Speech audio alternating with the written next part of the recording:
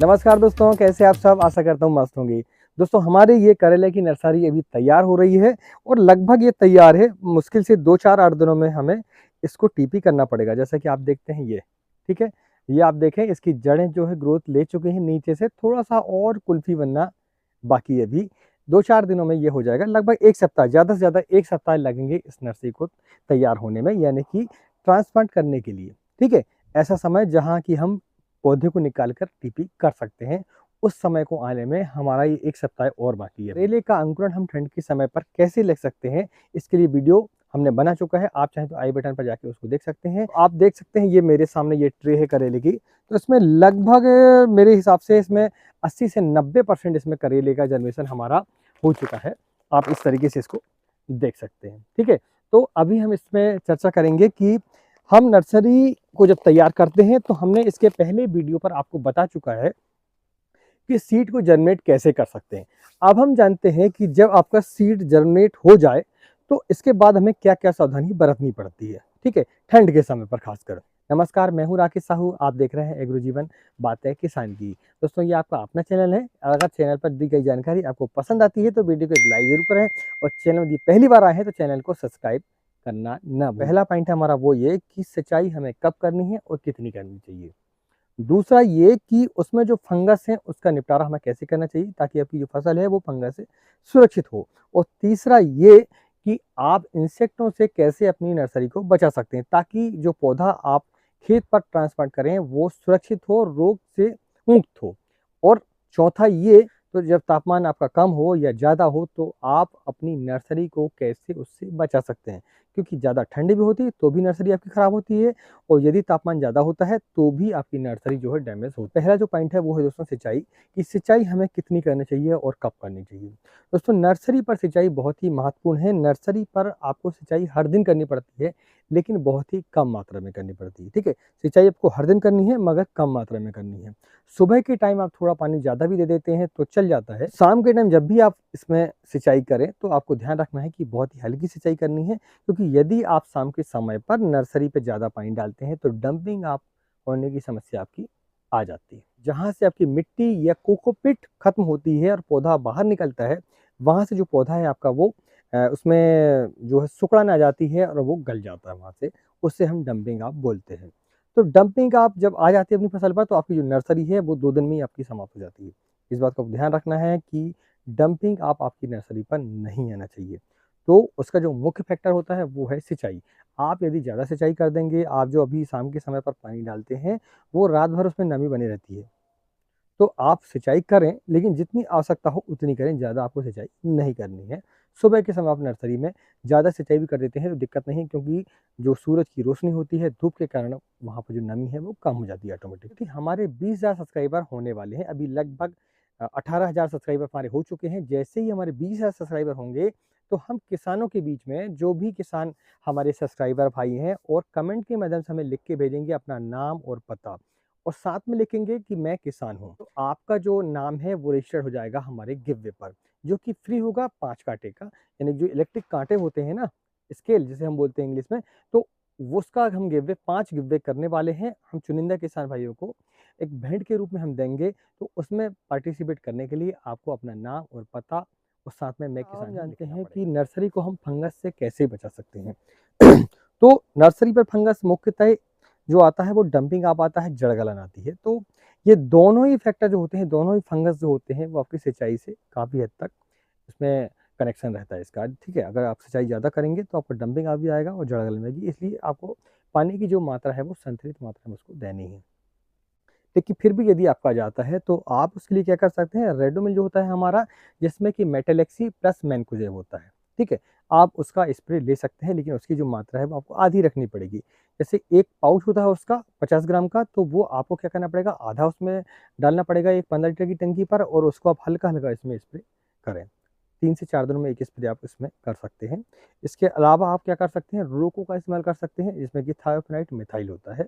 उसका भी यदि आप स्प्रे करते हैं तो आपकी जो जड़ गलन संबंधी जो समस्या है और आपकी जो डंपिंग आपकी समस्या है वो नहीं आती है, ठीक है? आप 2 ही टेक्निकल बहुत होते हैं नर्सरी के लिए, क्योंकि ज़्यादा दिन तो आपको रखना नहीं है नर्सरी को, ठीक है? आप चाहें तो सिंपल मैनकोजेब कार्बोनाइजेब भी स्प्रे स्प्रे कर सकते हैं, जो कि साफ पाउडर आता है आपका, उसका भी आप स्प्रे इसमें ले सकते हैं। तो आपकी जो फसल है वो जड़ गलन से और आपका किससे, आपकी डंपिंग ऑफ से आपकी फसल बच सकती है, अपनी नर्सरी बच सकती है। तो ये रहा दोस्तों फंगस, बस इतना ही फंगस आती है, ज़्यादा इसमें समस्या नहीं आ रही नर्सरी पर। ठीक है, अब हम बात करते हैं कि इंसेक्ट से हमारी नर्सरी को हम कैसे बचाएं। तो इंसेक्ट से बचाने का सबसे जो सटीक उपाय है वो ये है कि आप देख रहे हैं कि हमारा ये पॉली हाउस है और हमने जो है नीचे जो है इसमें इंसेक्ट नेट लगाया हुआ है। दोस्तों नर्सरी को अगर आपको इंसेक्ट से बचाना है तो आपको इंसेक्ट नेट का इस्तेमाल करना पड़ेगा। यदि आपके पास पॉली हाउस है तो ठीक है, नहीं है तो आप अगर ओपन फील्ड पे भी नर्सरी आप ले रहे हैं तो फिर आप इंसेक्ट नेट को उसको कवर करें। ठीक है, एक और इसमें आता है कि आप जो है क्रॉप कवर का भी इस्तेमाल इसके लिए कर सकते हैं। क्रॉप कवर का इस्तेमाल यदि आप करते हैं तो आपकी जो फसल है वो पाले से भी बचती है और साथ में आपका इंसेक्टों से भी वो बच जाती है। आप चाहें तो पॉली हाउस का निर्माण भी कर सकते हैं। जैसे आप देखते हैं कि ये हमने छोटा सा पॉली हाउस बनाया है नर्सरी के लिए खासकर, और इसमें हम किसी को सेल वगैरह नहीं करते ज़्यादा, अगर ज़्यादा होती है तो कर देते हैं, मगर हम खुद के लिए तो नर्सरी कम से कम तैयार इसमें कर सकते हैं। अब पॉली हाउस सस्ते पर कैसे तैयार करना है उसके लिए हमें वीडियो बनाए हुए, आप तो चाहे तो आई बटन पर उसमें देख सकते हैं कि आप कैसे पॉली हाउस को बना सकते हैं, उसमें कौन कौन सी मटेरियल का इस्तेमाल करते हैं हम, और उसकी जो कीमत है वो क्या आती है, ये सारा हमने डिटेल बताया हुआ। आप चाहे तो आई बटन पर जाकर उसको देख सकते हैं, ये आपके लिए बहुत ही फायदेमंद होगा। ठीक है, तो यदि आप इंसेक्ट नेट का इस्तेमाल करते हैं या फिर क्रॉप कवर का इस्तेमाल करते हैं तो अंदर इंसेक्ट आएंगे नहीं, तो आपकी फसल जो है इंसेक्ट से प्रभावित होगी नहीं, आपको दवाइयाँ वगैरह डालने की आवश्यकता नहीं पड़ती है। ठीक है, फिर भी आप अगर सुरक्षा की दृष्टि से आप डालना चाहते हैं तो उसके लिए आप क्या करें, एसीटा का इस्तेमाल कर सकते हैं, आप इमिडाक्लोप्रिड का इस्तेमाल कर सकते हैं, और आप चाहें तो इल्लियों के लिए भी साथ में अगर आपको करना है तो अलीका का भी इस्तेमाल आप कर सकते हैं। और जैविक तरीके से यदि आपको करना चाहते हैं तो आप फिर इसके लिए नीम ऑयल का स्प्रे भी अगर आप करते हैं समय समय पर, 3 से 4 दिन में एक बार स्प्रे कर दिया आपने, तो फिर आपकी जो इंसेक्ट हैं वो उतना आपको इफेक्ट नहीं कर पाएंगे, उसके अंडे ही समाप्त हो जाते हैं नीम ऑयल में। सबसे बड़ी खास बात ये है। अच्छा, नीम ऑयल, एक बात और है कि नीम ऑयल जो है फंगस से भी हमारी फसल को बचाता है। तो नीम ऑयल का आप स्प्रे करते रहें 3 से 4 दिनों में, और कम मात्रा में करें। जैसे 10,000 ppm का आप ले रहे हैं तो उसकी जो मात्रा है लगभग 20 ml आपको इस्तेमाल करना है। अच्छा, एक सबसे बड़ी समस्या ये होती है किसानों की कि जैसे हमने एक 15 लीटर का टंकी पानी का ले लिया, ठीक है, और उसमें आपने दवाई डाली है, तो आपको ऐसा लगता है कि जो 15 लीटर की टंकी है वो हम पूरा इसमें स्प्रे कर दें। ठीक है, दवाई नहीं बचाना भैया हमको। तो आपको नर्सरी में ये बहुत ही ध्यान रखने वाली बात है कि आपको स्प्रे बहुत ही हल्का करना पड़ता है। यदि आप नर्सरी में स्प्रे ज़्यादा कर देते हैं, दवाई की मात्रा ज़्यादा हो जाती है, तो आपका जो पौधा है वो जल सकता है। आपको इस बात का ध्यान रखना है, दवा थोड़ी कम हो जाए मगर आपकी ज़्यादा नहीं होनी चाहिए। ठीक है, तो इस तरीके से आप इंसेक्ट को कंट्रोल कर सकते हैं। इंसेक्ट को कंट्रोल करने के लिए सबसे मैंने आपको बता दिया हूँ कि आप जो है इंसेक्ट नेट का इस्तेमाल करें। अब हम बढ़ते हैं कि तापमान को कैसे हम नियंत्रित कर सकते हैं। तो यदि आपने पॉली हाउस लगाया हुआ है तो पॉलीथीन में जो सीड होती है वो आपका कंट्रोल करती है टेम्परेचर को। ठीक है, उससे ठंडी हवा नहीं आती है। जो इंसेक्ट नेट हमारे लगे हुए हैं उसके साइड में बाहर की तरफ जो है हमारी प्लास्टिक लगी हुई है। दोस्तों पॉली हाउस जब आप बना लेते हैं छोटा वाला, तो आप क्या करेंगे, ये जो प्लास्टिक आप देख रहे हैं हमारी, ये हमने 3 फीट तक लगाई हुई है। ठीक है, ये आपका इंसेक्ट नेट हुआ।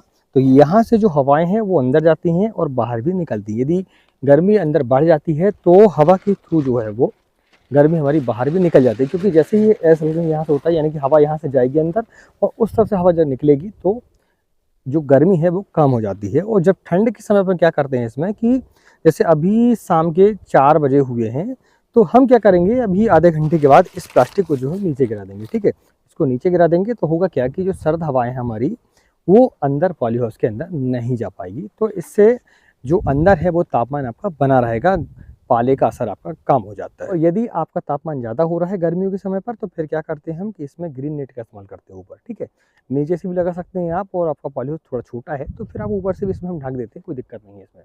ठीक है, तो 50% ग्रीन नेट का इस्तेमाल करते हैं तो जो गर्मी है वो कम हो जाती है। तो उसमें भी क्या करते हैं हम 11 बजे 12 बजे के बाद जब धूप तेज़ होती है तब फिर उसको ढक देते हैं और शाम के समय उसको फिर निकाल देते हैं। तो इस तरीके से हम जो है तापमान को कम या ज़्यादा कर सकते हैं ताकि आपकी नर्सरी जो है सुरक्षित रहे। तो दोस्तों इस तरीके से हम अपनी नर्सरी पर जो है तापमान को कम या ज़्यादा कर सकते हैं ताकि हमारा जो पौधा है वो एकदम हेल्दी हो और ना इसमें ठंड का असर ज़्यादा हो और ना ही गर्मी का असर ज़्यादा हो। तो इस तरह से जब आपकी नर्सरी सुरक्षित रहती है तो आपका जो उत्पादन है वो बहुत ही बढ़िया होगा। देखो, अब इसमें फ़ायदा क्या होगा कि जब ये आपका पौधा सुरक्षित रहेगा तो फिर आपका जो प्लांट है वो तुरंत से चलने लगेगा, ठीक है? तो उत्पादन भी जल्दी देगा वो और अच्छा उत्पादन भी देगा।